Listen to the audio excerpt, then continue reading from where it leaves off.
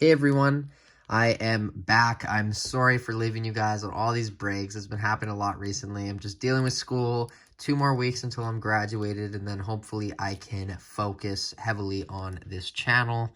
But I am back for now, and I have about 15 videos that are going to be released, hopefully consecutively in the next 2 weeks or so. So that is definitely something exciting, but we are going to start the new wave of reviews with the brand new Star Wars Black Series Bad Batch Echo.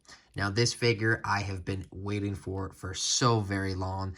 I'm such a huge fan of the Bad Batch show. I know not everyone liked it, but I didn't like it at first. But looking back on it, it truly is a really good show, and especially with Season 2 coming, there's just so much to look forward to.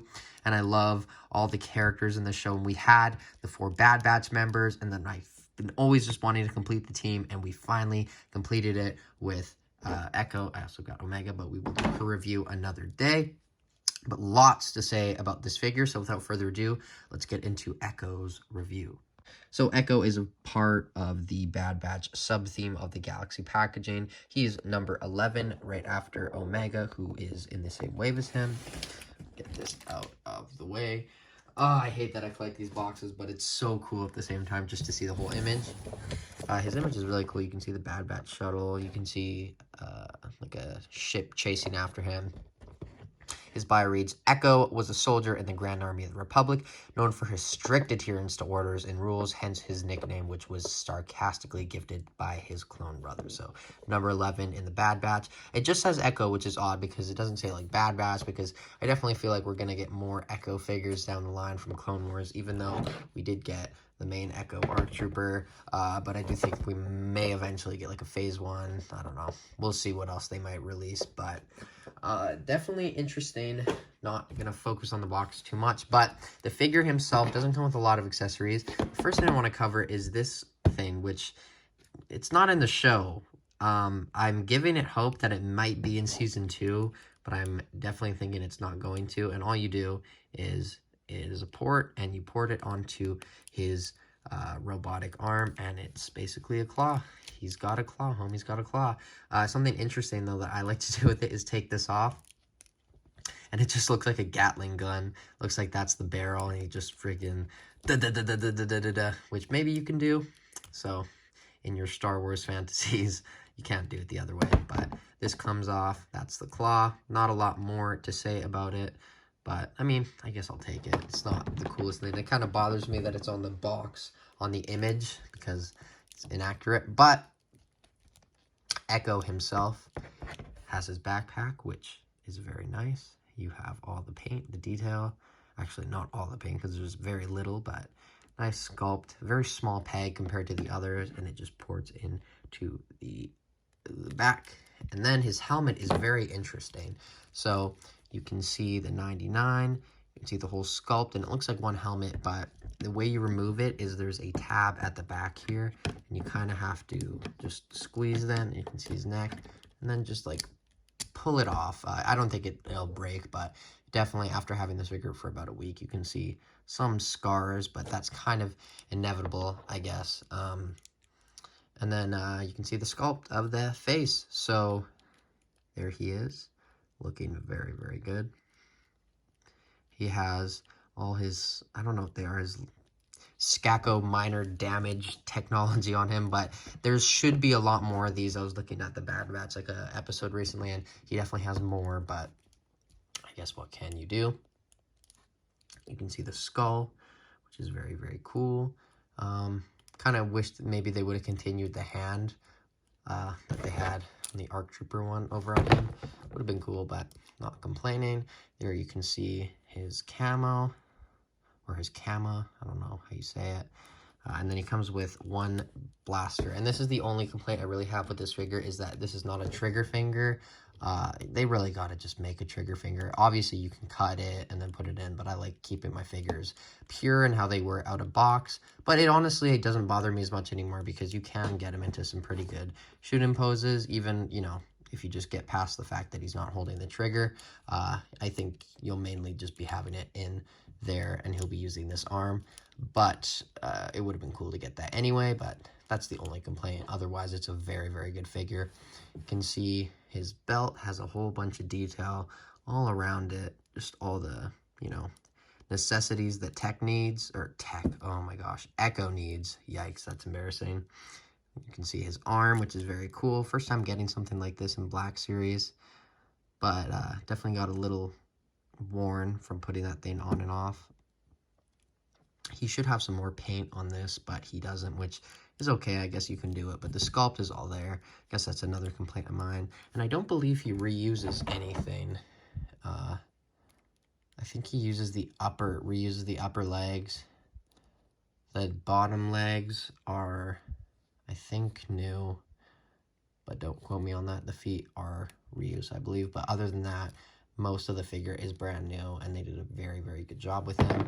You can see these interesting, I don't know what you would call them, but just down there, he's got some circles, which is something uncommon for troopers, but yeah, that's all I really have to say about Echo. You can see all his details on him. Something interesting about these Bad Batch figures is the sculpt is amazing, but the paint isn't always the best. Like, you can see a lot of detail up there. And I think some people do customs on these, do like dry brushing, some black wash, and it definitely benefits the figure overall, but not complaining whatsoever with this Echo. Just very happy to finally get him. So without further ado, I guess let's get on to some comparisons. Actually, no, I have not done this in a while. The articulation, then we do the comparisons. You know, I gotta get back in the mood. So let's get into the articulation. So the articulation on Echo, I'm going to do it like this without the helmet because it doesn't really make that much of a difference. The head can go up that far. It can go down. He got some tilt, full 360, so that's the full movement overall. Pretty good movement. I think that's all you can really ask for Echo. He does have more movement below the neck because the neck joint is separate. Interesting, you can see a little bit of white. I guess just continues the neck, but, you know, this moves full 360. But yeah, pretty good head movement. The arms go out that much. He does have a butterfly joint, which is very, very good and always nice to get. The arms go down, full 360. He has a single jointed elbow, which goes in a lot more than 90. There is a swivel at the elbow. And then he also has this wrist, which goes up and down, full 360. This arm is a little bit different. This is the same, but there is a swivel on the robotic part. This goes up all the way down. So you can do all sorts of stuff with this arm and nothing else. Movement-wise, the ab crunch goes down that much, back that much, to the side, full 360. I like those scars there, kind of just notice those. The legs will kick forward that much, which is very good, especially with this big traffic cone in the way. And then back that much. He can do the splits out that far.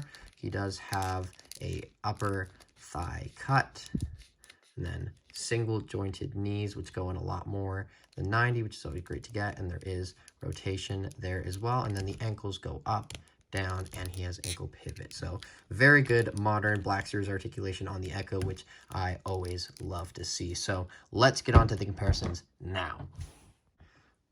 Boom. Wow. I cannot believe I have the full team right here. Very surreal. I remember it was about a year and a few months ago where I got, I think it was March, I got the Hunter and the Crosshair, and I loved these figures and I could never put them down, and I was just so shocked at how amazing they were for, you know, a $30 to $40 action figure. And then just the rest of these figures have been truly outstanding, especially the Wrecker. The tech is very good. The only problem really is the head. I definitely wish he would have had the goggles to be separate or translucent or something. But overall, they did an insanely good job on these figures. And I'm so happy to go into Season 2 with all of these figures already here so I can just do whatever I want. But of course, they're in different outfits now. So, you know, they're going to re-release all of these basically with a little bit of different color, some more new molds. You know how it is. But I'm actually kind of excited for that because I can put most of these, minus these two, on the Season 7 Clone Wars shelf. Not the Season 7, just the Clone Wars shelf. So I can have a Bad Batch team on that shelf just to, you know, give it some more flavor. And then I can put the new ones, which they will inevitably make, onto the to the actual Bad Batch shelf. But that is the Bad Batch with him. Obviously, I have a few more comparisons I want to do. Obviously, you got to do Echo with himself, so it's kind of crazy. We already have 2 Echoes. We need to get a 5s. Give us 5s immediately. Not that hard of a mold. Very cool, though, to see these two together. obviously he has a much different head. This was way before he got, or this was the outfit he was wearing when he got blown up. So rest in peace until this happens. And then I guess I'll do comparisons with just a 501st kind of clone trooper, the archive one. And then Imperial Crosshair, which is not a terrible figure, but it definitely could have been a lot better with the shoulder pads. But other than that, it's not that bad. And then I guess Rex, very important figure to compare him with. I'll put the head sculpt on Bad Batch Rex. So you can see those guys looking very nice. But that is all the comparisons for Echo. So let's get on to my oh, sorry, I got the hiccups today. The final thoughts. So my final thoughts on this Echo figure is that this figure is just outstanding. I could say that this is my favorite of all the Bad Batch figures, but I definitely still think Hunter and Wrecker definitely are probably better overall. Wrecker's just basically perfect. There's like no problems with that figure. I love it so much. And this figure is just as good. Just a small few nitpicks. Basically, the hand should have been a trigger finger. There should have been some more color on here, but obviously you can do that yourself. But would have been better, especially with prices going up. Just get that extra little detail. But overall, I'm going to give this figure a 9.6 out of 10. Let me know what you think of this figure in the comments below. Are you very anticipated to get him? Have you got him? Have you completed the team? And what are your thoughts on, I guess, this whole Bad Batch team overall? Did Hasbro do a good job? Because I really definitely think they knocked it out of the park. But I don't think everyone does, which is fair, I guess. Everyone's allowed to have their opinion.